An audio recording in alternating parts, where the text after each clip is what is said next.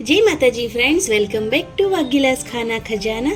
तो શું તમે ક્યારેય વિચાર્યું છે કે વડાપાઉંનું એકદમ હેલ્ધી વર્ઝન આપણે બનાવી શકીએ છીએ? તો મેં આજે વડાપાઉં બનાવ્યા છે, એ પણ વડાને બિલકુલ ફ્રાય કર્યા વગર એકદમ ઓછા તેલમાં એકદમ ટેસ્ટી રેસીપી છે ફ્રેન્ડ્સ। તો વિડીયો પસંદ આવે તો પ્લીઝ ચેનલને જરૂરથી સબસ્ક્રાઈબ કરજો, લાઈક, કોમેન્ટ અને શેર જરૂરથી કરજો। તો આજે આપણે એકદમ ટેસ્ટી હેલ્ધી વડાપાઉંની રેસીપી બનાવીશું। તો ચાલો શરૂ કરીએ। તો તેના માટે સૌથી પહેલાં આપણે બેટર બનાવીને રેડી કરીશું। તો મેં અહીંયા એકદમ ઝીણો બેસન 1.5 વાટકી લઈ લીધો છે અને આ બેસનને મેં ચાળીને લીધો છે। ત્યારબાદ તેની અંદર સ્વાદ પ્રમાણે મીઠું એડ કર્યું છે, અડધી ચમચી હળદર પાવડર અને થોડું કાશ્મીરી લાલ મરચું એડ કર્યું છે। હવે તેને મિક્સ કરી લઈશું મસાલાને બેસન સાથે અને ત્યારબાદ થોડું આપણે પાણી એડ કરીશું અને એકદમ ના વધારે થીક કે ના વધારે ઢીલું એવું એકદમ મીડિયમ આપણે બેટર બનાવીને રેડી કરીશું। તો આ રીતનું બેટર બનાવીને આપણે રેડી કરવાનું છે, જે રીતે તમે જોઈ રહ્યા છો થોડું પાણી એડ કરીને। તો બેટર રેડી છે, બેટરને આપણે સાઈડ પર મૂકીશું અને વડાપાઉંમાં જે સૂકી ચટણી આવે છે તેને રેડી કરીશું। તો તવો ગરમ થાય એટલે થોડા સિંગદાણા એડ કર્યા છે, 3 થી 4 તીખા લાલ મરચાં એડ કર્યા છે, તેને મિક્સ કરી લઈશું। પહેલાં બંનેને થોડા શેકીશું 1 મિનિટ માટે, ત્યારબાદ આપણે તેની અંદર બીજા ઇન્ગ્રીડિયન્ટ્સ એડ કરીશું। તો અહીંયા મેં લસણ એડ કર્યા છે, 5 થી 6 નંગ જેટલા। લસણના જે ફોતરા છે તેને કાઢી નાખ્યા છે, તમે ફોતરા સાથે પણ તેને ઉપયોગમાં લઈ શકો છો। તેને પણ મિક્સ કરી લઈશું અને તેને પણ શેકી લઈશું આપણે 1 મિનિટ માટે। અને હવે સિંગદાણા અને લસણ શેકાઈ જાય એટલે તેની અંદર 1 થી 2 ચમચી જેટલા તલ અને 1 થી 2 ચમચી જેટલું સૂકું કોપરાનું છીણ એડ કર્યું છે, તેને પણ 1 મિનિટ માટે એકદમ સારી રીતે મિક્સ કરી લઈશું અને તેને પણ થોડા શેકી લઈશું। એકદમ સારી રીતે શેકાઈ જવા જોઈએ।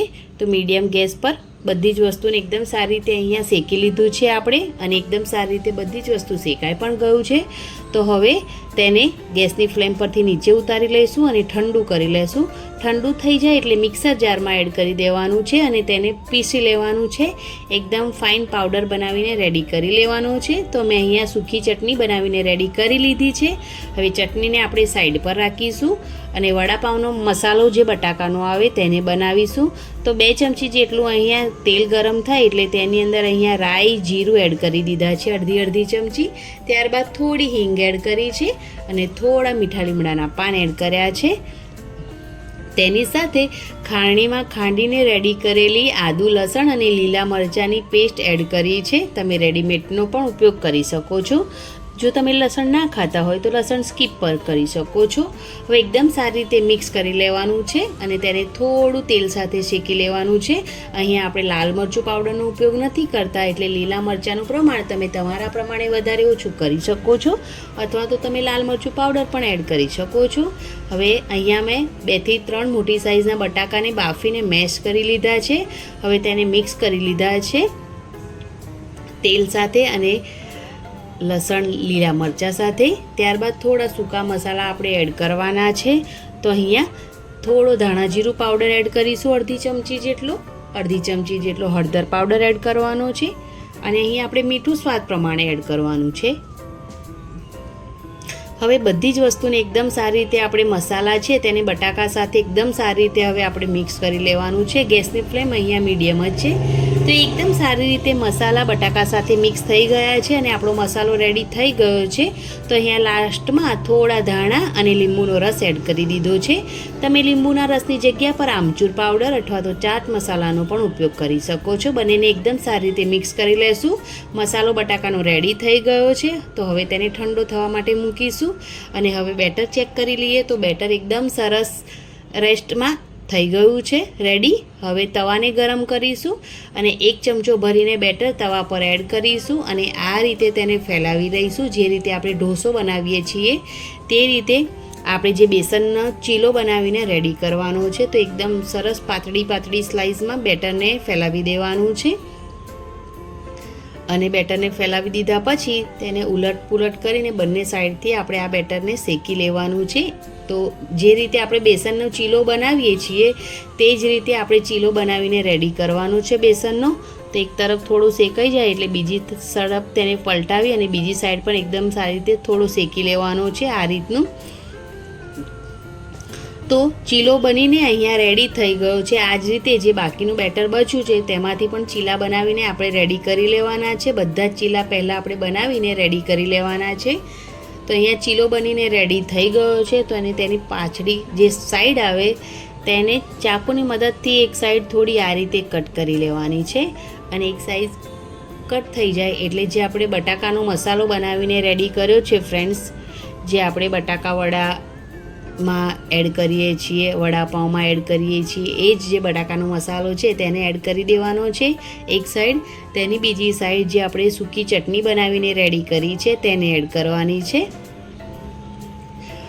અને તેની જે બીજી સાઈડ છે ત્યાં આગળ આપણે જે ગ્રીન ચટણી આવે છે, લીલી ચટણી, તેને એડ કરવાની છે. તો લીલી ચટણી તમે ઘરે બનાવીને તૈયાર હોય તો એડ કરી શકો છો અથવા તો બનાવીને પણ એડ કરી શકો છો. જો તમારે લીલી ચટણીની રેસીપી જોઈએ તો તમે મને કોમેન્ટ બોક્સમાં જરૂરથી જણાવજો. હું તમને લીલી ચટણીની રેસીપી જરૂરથી બતાવીશ. તો અહીંયા એક સાઈડ લીલી ચટણી આપણે એડ કરી દેવાની છે અને જે ચોથી સાઈડ છે તેને ખુલ્લી જ રાખવાની છે એ રીતે. અને 3 સાઈડ પર એકદમ સરસ હવે તેને વ્રેપ કરી લેવાનું છે આ રીતે, જે રીતે તમે વિડીયોમાં જોઈ રહ્યા છો. એક સ્લાઇડ ઉઠાવી અને બીજી સ્લાઇડ પર તેને એડ કરી દેવાની છે. ત્યારબાદ ત્રીજી અને ચોથી એમ કરીને એકદમ સારી રીતે તેને રેપ કરી લેવાનો છે. તો આ વડાપાઉંનું એકદમ હેલ્ધી વર્ઝન છે. આપણે વધારે તેલનો પણ ઉપયોગ નથી કર્યો કે આપણે કોઈપણ પ્રકારની આ રેસીપીને ફ્રાય પણ નથી કરવાની. તો આ જ રીતથી બાકીના બધા જ વડાપાઉં વ્રેપ બનાવીને આપણે રેડી કરી લેવાના છે. તો અહીંયા મેં બધા જ વ્રેપ બનાવીને રેડી કરી લેશું. તમે આમ પણ આને ખાઈ શકો છો, પણ અહીંયા આપણે થોડું તેને શેકી લઈશું જેથી ઉપરનું જે પડ છે એ ખૂબ સરસ એવું ક્રિસ્પી થઈ જાય. તો અહીંયા મેં 1 ચમચી જેટલું તેલ એડ કરી દીધું છે તવા પર. ગેસની જે ફ્લેમ છે મીડિયમ જ છે. તો એકદમ સરસ ગરમ થઈ જાય એટલે 1 ચમચી જેટલું તેલ એડ કરી અને જે આપણે વડાપાઉંના વ્રેપ બનાવીને રેડી કર્યા છે તેને એડ કરી દઈશું. અને તેને 1 મિનિટ માટે એક સાઈડ પર ક્રિસ્પી થાય ત્યાં સુધી તેને શેકી લેવાનો છે. અને એક સાઈડ પર એકદમ સરસ શેકાઈ જાય એટલે તેને બીજી સાઈડ પલટાવી લેવાની છે અને બીજી સાઈડ પણ એકદમ સરસ તેને ક્રિસ્પી કરી લેવાની છે. તો એકદમ ટેસ્ટી આ વડાપાઉંનું વ્રેપ છે એ બનીને રેડી થાય છે, કેમ કે આપણે અહીંયા વધારે તેલનો પણ ઉપયોગ નથી કર્યો અને ફ્રાય પણ નથી કરી આ રેસીપીને. તો ખાવામાં ખૂબ સરસ એવી હેલ્ધી બનીને રેસીપી રેડી થઈ જાય છે. તો અહીંયા એકદમ સરસ વડાપાઉં વ્રેપ શેકાઈ ગયા છે. તો તેને તવા પરથી આપણે નીચે ઉતારી લઈશું અને આ જ રીતથી બાકીના જે આપણે વ્રેપ બનાવીને રેડી કર્યા છે તેને પણ એ જ રીતથી આપણે શેકી લઈશું. તમે તેલની જગ્યા પર બટરનો પણ ઉપયોગ કરી શકો છો અથવા તો ઘી પણ એડ કરી શકો છો. તો ફ્રેન્ડ્સ છે ને એ એકદમ હેલ્ધી રેસીપી છે અને અત્યારે વાતાવરણ ખૂબ સરસ એવું વરસાદનું હોય તો તમે આ રેસીપી જરૂરથી ટ્રાય કરી શકો છો. બાળકોને લંચ બોક્સમાં પણ આપી શકો છો ફ્રેન્ડ્સ. તો તમને જો મારી આજની રેસીપી પસંદ આવી હોય ફ્રેન્ડ્સ તો પ્લીઝ ચેનલને જરૂરથી સબસ્ક્રાઈબ કરજો, લાઈક, કોમેન્ટ અને શેર જરૂરથી કરજો અને મને જરૂરથી સપોર્ટ કરજો. Thanks for watching. Bye bye. Take care. જય માતાજી. જય શ્રી